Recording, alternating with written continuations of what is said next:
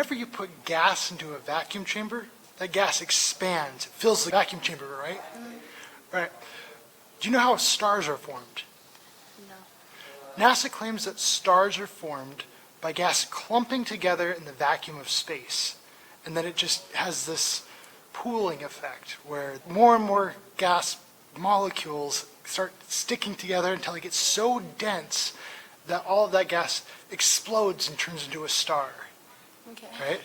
So if that's a test question and you don't agree with the answer because we don't observe gas clumping together in a vacuum, would you feel like you're being forced to lie on a test to say something that you don't believe in?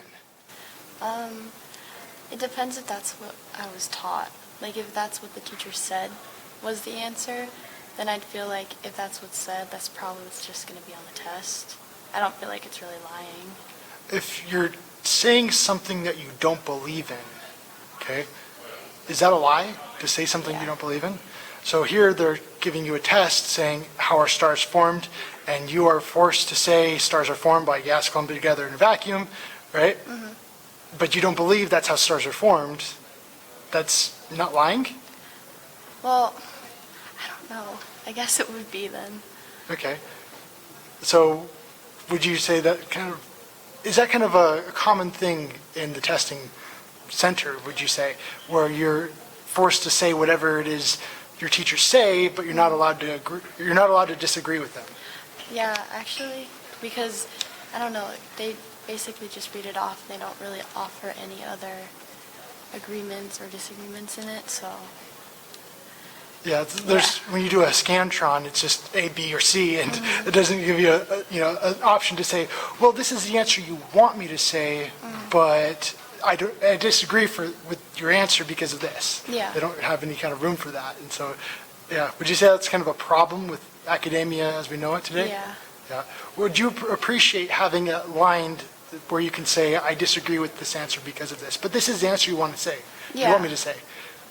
I could say that, or I could see that just because, I don't know, because I feel like a lot of tests are just testing you on trying to remember things, not because that's maybe exactly what the teacher believes, because I know I've taken courses before where it's like, I don't actually believe in this, but it's what the book says, so I'm just going to write that down as the answer. So I think they're more so testing you on, like, can you remember this? Not so, is it right? Yeah. Yeah. Yeah.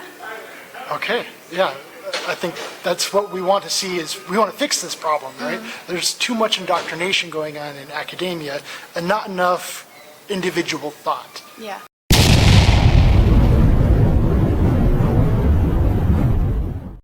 Join me.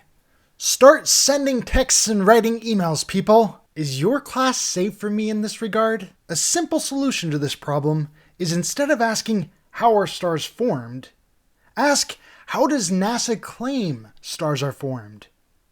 When you ask a question this way, I am able to separate myself from the question. I don't have a problem saying how NASA claims stars are formed.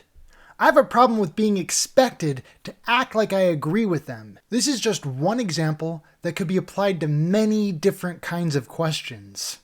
Send.